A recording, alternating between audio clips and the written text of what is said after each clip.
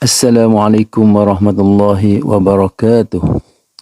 Sampai bila kita semua nak biarkan tukang-tukang sihir bermaharajalela, mengkhianati kita semua melalui aktiviti sihir mereka? Kita yang disihir hidup menderita akibat perbuatan mereka. Manakala mereka mencari kemewahan dan kekayaan dunia melalui sihir, jika kita semua mangsa-mangsa sihir membiarkan mereka terus bermaharajalela, kita semua yang akan menanggung akibatnya. Hari ini kita yang kena sihir, besok tak mustahil anak cucu kita pula yang terkena. Ada kawan saya yang dah 10 tahun kena sihir busung, mendapat rawatan dari lebih 50 orang perawat, tapi masih belum sembuh sampai sekarang. Oleh kerana itu, rasanya sudah sampai masanya untuk kita semua mangsa-mangsa sihir bersatu, bekerjasama menentang tukang-tukang sihir. Kita serang balik tukang-tukang sihir yang khianat kita. Sebagai langkah pertama, kita serang hanya tukang-tukang sihir yang khianat kita.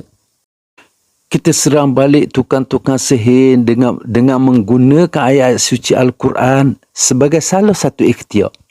Sambil kita berdoa memohon pertolongan dari Allah Subhanahu Wa Taala supaya Allah menghancurkan tukang-tukang sihir yang khianat kita. Hari ini saya berkongsi 2 ayat Quran yang boleh kita gunakan untuk menyerang balik tukang-tukang sihir yang khianat kita. Ayat yang pertama, Allah nurus samawati wal ard. Allah nurus samawati wal ard. Allah nurus samawati wal ard. Kita baca ayat ni dan kita tiup seberapa lama yang mungkin. Dengan niat kita tiup ke arah tukang sihir yang khianat kita. Di alam gaib, ayat ini dikatakan bercahaya. Oleh kerana itu, kita bayangkan cahaya ketika kita tiup ayat ni. Oleh kerana jin berada dalam alam zulmah, alam kegelapan, jin akan alahan dengan cahaya. Jangkaan saya, jin akan terkejut dan lari dari tukang-tukang sihir. Bila terpisah dengan jin, tukang-tukang sihir akan jadi lemah. Tukang sihir perlu sedikit masa untuk panggil balik jin-jin yang lari.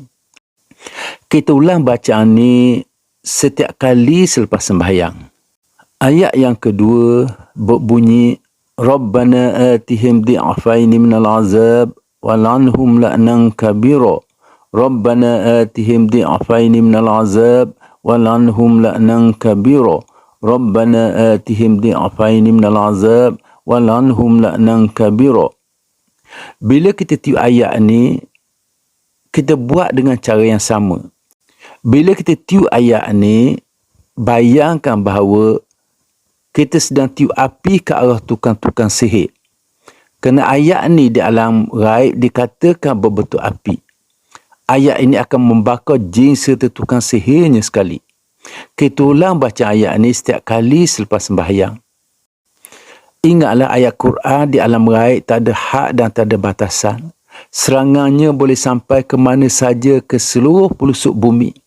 Ayat ini tak akan dibatasi oleh dinding dan jarak. Tugas kita hanya perlu melakukan serangan dengan bersungguh-sungguh serta keyakinan bahawa Allah Ta'ala bersama kita. Tapi tak mustahil tukang sihir akan balas balik serangan kita. Lazimnya tukang-tukang sihir tahu tentang serangan kita. Tapi jangan bimbang. Berdoalah mohon perlindungan dan pertolongan dari Allah Subhanahu Wa Taala. Ingatlah bahawa Allah bersama kita dalam usaha mencegah kesyirikan, kemungkaran dan kezaliman tukang-tukang sihir. Jika ini yang terjadi, kita ulang bacaan tadi. Kita terus serang tukang-tukang sihir yang khianat kita. Ingat bahawa tukang sihir perlu masa untuk bina semula kekuatan mereka. Ingat, jika kita terus serang mereka, tukang sihir tak akan sempat untuk bina semula kekuatan mereka. Jika ditakdirkan terjadi apa-apa kepada tukang sihir, kita sebenarnya tidak bersalah. Di Arab Saudi serta setengah negara, tukang-tukang sihir dihukum pancung. Jika masih ada yang was-was, ragu-ragu dan takut, cuba pagar diri dengan kaedah saya. Sebelum menyerang tukang sihir, Buatlah pagar diri sekali seminggu dan saya akan cuba sertakan linknya nanti. Ingatlah, cukuplah selama ini kita biarkan tukang sihir bermaharajalela mengkhianati kita semua. Kita perlu bekerjasama memerangi dan menghapuskan tukang-tukang sihir. Kita diperintahkan oleh Allah SWT supaya mencegah kemungkaran, membiarkan kemungkaran bermaharajalela dan kerana kita tahu tentang kemungkaran, seolah kita redha dengan kemungkaran tersebut. Cukuplah kita biarkan mereka bermaharajalela selama ini. Kecuali jika kita nak anak cucu kita mengalami nasib yang sama nanti. Rasa cukuplah setakat ni. Sekianlah wabillahi taufiq wal hidayah. Wassalamualaikum warahmatullahi wabarakatuh.